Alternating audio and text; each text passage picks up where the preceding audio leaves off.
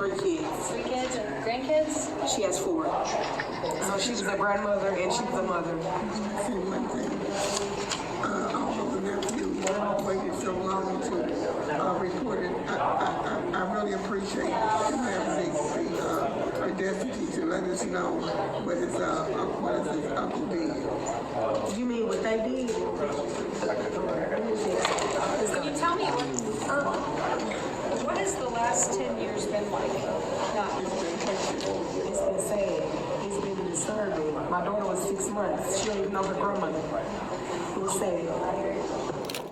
The family of an East St. Louis woman missing for the last 10 years is finally getting closure.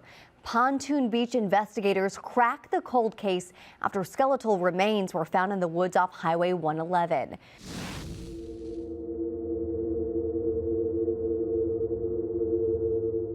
10 years after Patrenia Butler-Turner went missing, her skeleton was found last December in the woods, leading police to charge an uncle and nephew with first-degree murder, but with little information. Today, her family is still fighting for justice, and police are still gathering evidence. They are turning to the public to help crack the rest of this case, although the nephew allegedly confessed to what had happened.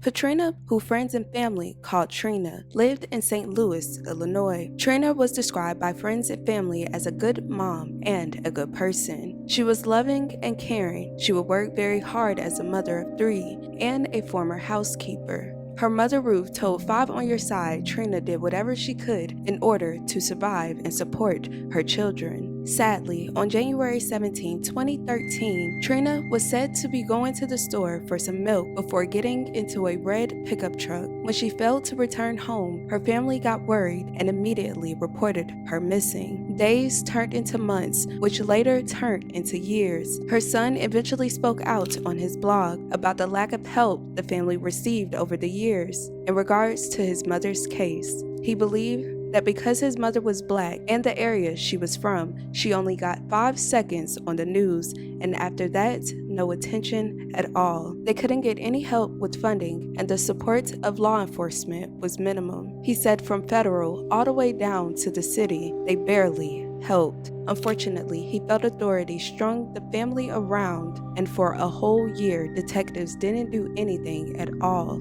It wasn't until 10 years later that investigators got a break in the case.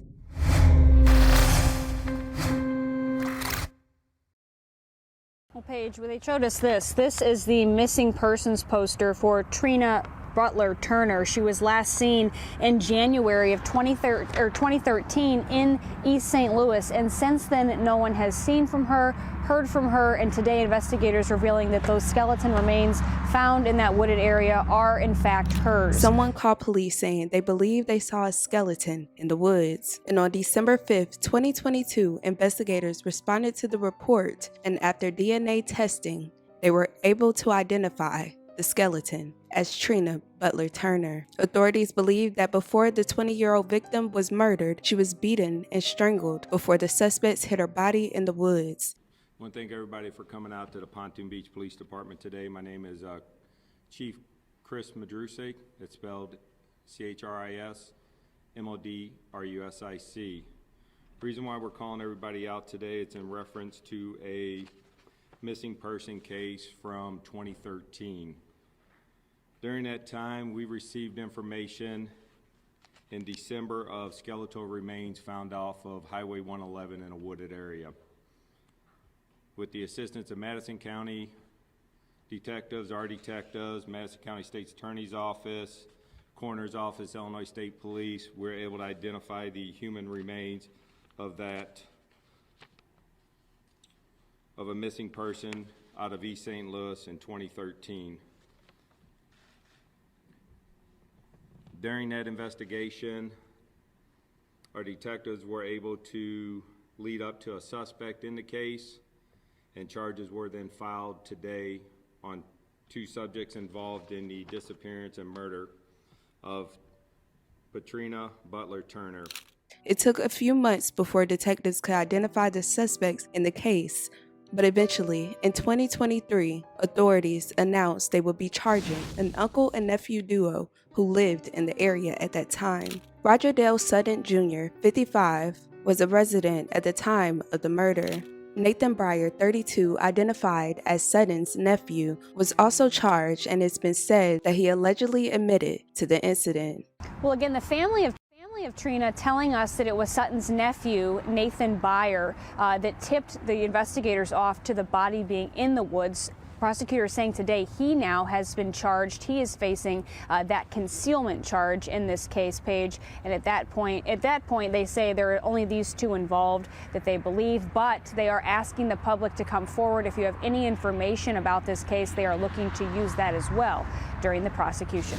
Authorities are not revealing the relationship between Trina and the uncle-nephew duo to the public, furthermore declining to elaborate on how the evidence connected Sutton to her death or the connection, if any, he had to the victim. Police are still gathering evidence and turning to the public to help crack the case. If you have any information regarding this case, please contact your local authorities.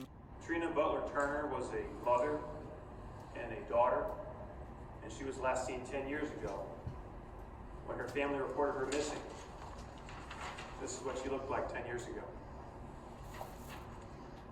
But today, we can say that due to extraordinary police work, we believe we have found Trina's body, we believe she was murdered, and we believe we have found her killer.